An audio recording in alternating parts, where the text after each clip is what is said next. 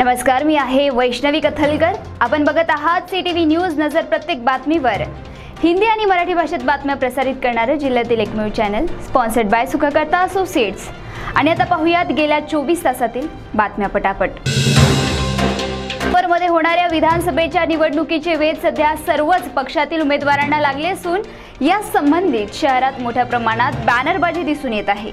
औसे गौसे नवसे सुद्धा गुडघ्याला बाशिंग बांधून निवडणुकीची तयारी करीत आहे। परंतु मतदारांपर्यंत पोहोचणे हे किती कठीण कार्य आहे हे लोकसभेच्या निकालावरून स्पष्ट झाले आहे। राज्यात सर्वत्र लाडकी बहीण योजनेला तुफान प्रतिसाद मिळून येताना दिसतो आहे। परंतु त्यातील जाचकटींमुळे अनेक लाडक्या बहिणींचा हिरमोडही झालेला प्रकर्षाने दिसून येत आहे। राज्य सरकारच्या जेव्हा ही गोष्ट लक्षात आली तेव्हा त्यांनी यातील काही अटी शिथिल केल्या, परंतु वेळ कमी असल्याने येणाऱ्या निवडणुकीच्या पार्श्वभूमीवर घेण्यात आलेला हा निर्णय त्यांच्यावर उलटतो की काय असे चित्र सर्वत्र दिसत आहे। चंद्रपूरचे अपक्ष आमदार किशोर जोरगेवार यांनी पुनश्च एकदा 200 युनिट मोफत विजेचा मुद्दा विधानसभेत मांडला, परंतु राज्य सरकारसोबत 5 वर्ष असून सुद्धा त्यांच्या या मागणीला अद्यापही यश आलेले नाही। त्यामुळे ही मागणी केवळ मागणीच राहील का असा प्रश्न त्यांचे मतदाते विचारू लागले आहे। पुढील विधानसभा लक्षात घेऊन तर ही मागणी केली गेली नाही ना, असेही नागरिक खासगीत चर्चा करीत आहेत। वेकोली बल्लारपूर क्षेत्रातील गोवरे डीप खदान येथे कार्यरत सास्ती येथील युवकाचा सास्ती बल्लारपूर मार्गावर मंगळवारी सकाळी एका दुर्घटनेत मृत्यू झाला। सास्ती पुलावर झालेले मोठमोठे गड्डे या अपघातास कारणीभूत असून नागरिकांमध्ये प्रचंड प्रमाणात रोष निर्माण झाला आहे।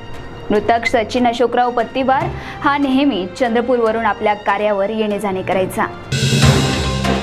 आता प्रचंड प्रमाणात वाईन बारची संख्या वाढली आणि पिणाऱ्यांचेही प्रमाण वाढले। पिल्यानंतर वाहन चालवताना अपघातही वाढले। त्या अनुषंगाने चंद्रपूर जिल्ह्यात सर्वत्र ड्रंक अँड ड्राईव्हची मोहीम पोलिसांतर्फे सुरू करण्यात आली, परंतु हा देखील चिरीमिरी घेण्याचा एक मार्ग असून कारवाई करणारे पोलीस स्वतः दारू पिऊन ही कारवाई करताना दिसत आहे।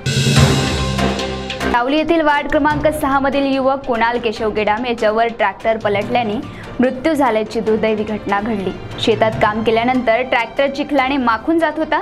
मृतक ट्रॅक्टर धुवायला घेऊन गेला आणि त्याच वेळी ट्रॅक्टर पलटून मृतक कुणाल त्या ट्रॅक्टर खाली आला आणि त्याचा जागीच मृत्यू झाला। चिमूर तालुक्यात मासळ मार्गावर एक रिसॉर्ट आहे। त्या रिसॉर्टच्या समोर चिमूर उपजिल्हा रुग्णालयाची रुग्णवाहिका 2 तास उभी असल्याची धक्कादायक बातमी हाती आली आहे।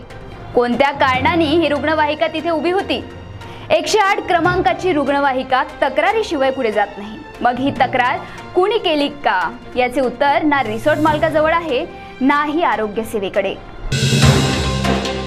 देशातील सर्व पर्यटकांचा लाडका तळोबा अभयारण्य हा 1 जुलैपासून पर्यटकांकरिता बंद राहणार असून यामुळे पर्यटकांचा हिरमोड झालेला दरवर्षी बघायला मिळतो। पावसाळ्यात जंगल सफारी बंद करण्यात येते आणि ऑक्टोबरमध्ये पुन्हा ही सफारी सुरू होते। नागपूर शहरातील दीक्षाभूमी येथे तोडफोड आणि जाळपोळ झाल्यानंतर दीक्षाभूमी सभोवताल कडेकोट बंदोबस्त लावण्यात आला आहे। सौंदर्यीकरणावरून उपस्थित झालेला वाद आता कुठल्या दिशेने जाईल ह्याकडे आंबेडकर अनुयायांचे लक्ष लागले आहे। या प्रकरणात उपमुख्यमंत्री देवेंद्र फडणवीस यांची मध्यस्थी कितपत प्रभावी ठरेल हे सुद्धा बघावे लागेल। सध्या वातावरणाने थोडीशी कूच बदलली असून दुपारी कडक ऊन, कधी ढगाळ हवामान तर रात्री पाऊस असा हा लपंडाव सुरू असून या वातावरणामुळे मात्र आबालवृद्धांच्या प्रकृतीवर परिणाम होत आहे। सोबतच शेतकरी पावसाच्या या अनियमिततेमुळे हवालदिल झाला असून दुबार पेरणीचे संकट त्याच्यावर ओढावले आहे।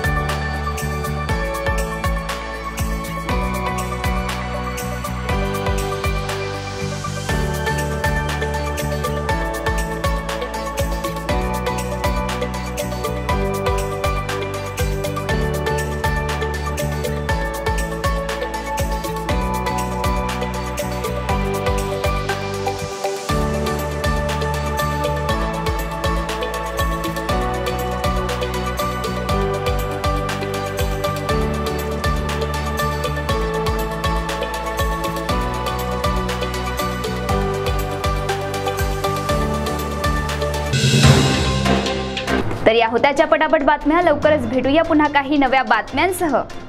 तोपर्यंत अशाच बातम्यांची अपडेट घेण्यासाठी बघत रहा विदर्भातील अग्रणी CTV न्यूज. नजर प्रत्येक बातमीवर. नमस्कार.